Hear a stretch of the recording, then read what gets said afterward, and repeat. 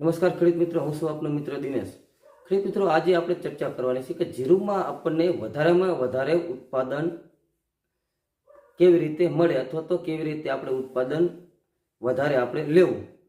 તો ખેડૂત મિત્રો, આપણે વધારે પાક શું થતું હોય અથવા તો શું કરતા હોય, તો પહેલાં પ્રથમ આપણે વાત કરીએ તો ખેડૂત મિત્રો તમે જુઓ તો ફૂગનાશક દવા છાંટવાનો ખટકો થોડો વધારે રાખતા હોય, એટલે કે ફૂગનાશક છાંટવી જોઈએ।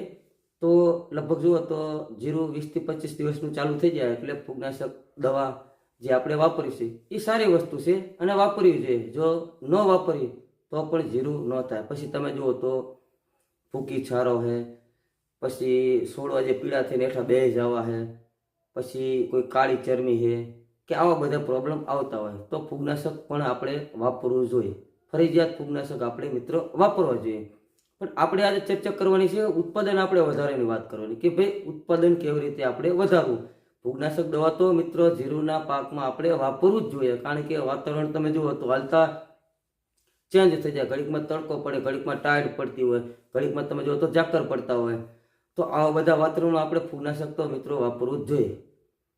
તો સાથે સાથે આપણે તમે જુઓ તો 45 દિવસ પછી આપણે જે હું તમને દવા કહું એ દવા મિત્રો આપણે ફરજિયાત જો વાપરવામાં આવે તો તમારું જે ઉત્પાદન જીરામાં કાયદેસર જે આવતું હોય એમાં ઉત્પાદનમાં તમારે વધારો થાય એટલે સારો એવો થાય, 100% થાય।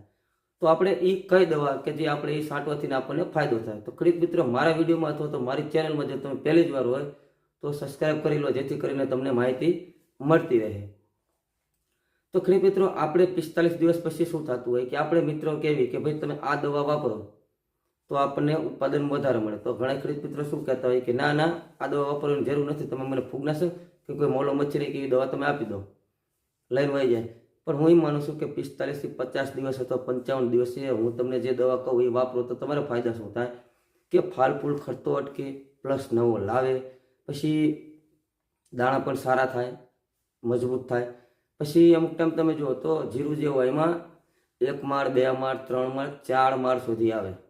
અમુક ટાઈમ પહેલો માળ પાકી ગયો હોય, બીજો માળ એથી થોડો કાચો હોય, ઓલો એથી કાચો હોય, ચોથો એથી કાચો હોય, તો આ રીતના માળ આવતા હોય। તો જીરામાં કાયદેસર તમે જુઓ તો 4 માળ સુધી આપણને જોવા જડે છે। તો અમુક ટાઈમ શું બને કે પહેલો માળ જ્યારે બન્યો તો એમાં તમે જુઓ તો દાણાની નુકસાની અમુક ટકા હોય અથવા તો ન હોય। તો એનું કારણ શું કે જ્યારે એ દાણો બનતો હતો ત્યારે તમે જુઓ તો વાતાવરણ સારું હોય, પ્લસ ઉપરથી ઝાકળ ન પડતો હોય, તો એ વખતે દાણા સારા બન્યા હોય।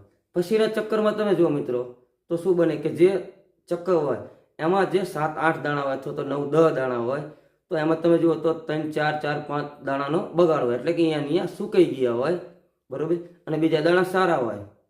તો આ રીતનો જીરામાં આપણને પ્રોબ્લેમ જોવા મળે। પછી ધાણામાં તમારે જોવું તો જોઈ લેજો, ધાણામાં આ રીતનો પ્રોબ્લેમ રહેતો હોય છે। તો આપણે આ જીરાની વાત કરવાની, તો જીરામાં મિત્રો મેં તમને જે કીધું કે જે દાણાની ખરાબી જે રહેશે એ આપણે રહેવા નથી દેવાની। એ નહીં રહેવા દેવી એટલે ઉત્પાદન આપણે 10 મણ આવતું હોય છે અને દવાના સ્પ્રે કરેલો હોય છે, રેગ્યુલર 2 ડોઝ મારેલા હોય છે 12-15 દિવસના ગાળે, તો એમાં તમારે 2-3 મણનો વધારો થાય છે। આપણે કેવી કે આ મિત્રો લઈ જાવ ને તો કે ના ના, તો ખર્ચો ઘણો થઈ જાય, બિલ વધી જાય। એટલે ઘણા ખેડૂત મિત્રો જે એક્ટિવ છે, સારા છે, હોશિયાર છે, એ માગે કે ભાઈ મને આ વસ્તુ તમે આપો।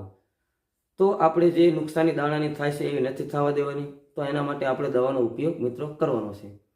તો એમાં આપણે જે દવા આપણે કઈ વાપરવાની છે તો એમાં તમે જુઓ તો સિઝન્ટા કંપનીનું જે ઇસાબિયોન જે આવે તો એ મિત્રો આપણે વાપરવાનું। એક પંપમાં તમારે 30 મિલી લેખે, એક પંપમાં 15 લીટર અથવા 16 લીટર પાણીનો જે પંપ હોય એમાં આપણે જોઈએ તો એમાં 30 મિલી નાખી અને વ્યવસ્થિત 7થી 10 પંપ એકરના હિસાબ પ્રમાણે આપણે જો છાંટી દેવી તો વધારે સારું। જો એ ન મળતી હોય તો એમાં તમે જુઓ તો પછી આ જે બાયર કંપનીનું જે આવે એમ્બ્રિસન, બરોબર, તો મિત્રો આ પણ તમે વાપરી શકો। એક પંપમાં 30 મિલી નાખીને છંટકાવ કરી દો તો વધારે સારું। એ પછી તમે જુઓ મિત્રો તો પોષક સુપર સ્ટાર જે આવે, બરોબર, એક પંપમાં 20 મિલી નાખી અને છંટકાવ કરી દેવામાં આવે આ પણ દવાનો, તો પણ વધારે સારું। એ પછીનું તમે જુઓ તો ધર્માદનું રુજુતા, તો મિત્રો આના પર રિઝલ્ટ સારા છે, આ પણ તમે વાપરી શકો છો। આનું માપ પણ 15 થી 20 મિલી નાખવાનું। પછી તમે જુઓ તો કોરોમંડલમાં ફેન્ટેક પ્લસ, એટલે કે જે આપણે પરીના નામથી ઓળખાય, એને પણ આપણે 15 મિલી નાખીને છંટકાવ કરી દેવામાં આવે તો એનું પણ રિઝલ્ટ સારું મળે। પછી તમે જુઓ તો એગ્રી ઇન્ડિયા કંપનીનું ક્રૂઝ નામથી જે દવા આવે તો મિત્રો આ પણ તમે વાપરી શકો. આનું પણ માપ 15 થી 20 મિલીનું છે. તો આજે મેં તમને દવા મિત્રો જે કીધી એ એક સાથે બધી નથી લેવાની. કોઈ પણ એક દવા લેવાની, તમારા એરિયામાં જે મળતી હોય એ દવા તમે લઈ લો.